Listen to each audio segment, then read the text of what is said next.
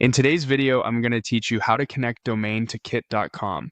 By the end, you'll know exactly where to go in your account and what to expect as you point your own web address to your kit pages, so your brand looks polished and consistent everywhere. First, head to the kit dashboard.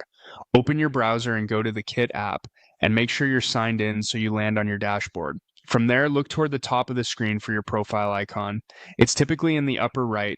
Click that to open your account menu. In the menu that appears, choose Settings. This takes you to your account settings area where all the key controls for your profile and pages live. Inside Settings, find and select the Domain section. This is where Kit centralizes everything related to custom web addresses. You'll see options to connect a custom domain to your Kit pages. Connecting a domain simply means replacing the default Kit link with something that matches your brand, like a full domain or a subdomain. It not only looks more professional, it also makes your links easier to remember and share. On the domains page, you'll be prompted to either buy a new domain or connect an existing domain.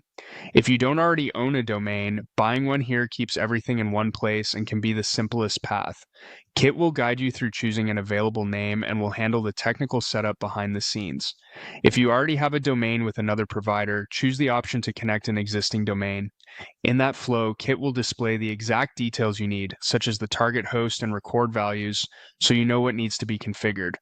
You usually connect via DNS records like a CNAME or a record, and Kit will specify which one applies to your setup.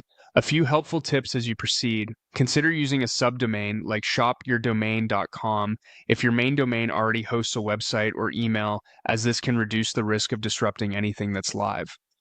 After entering your domain in Kit and following the prompts, allow some time for changes to take effect.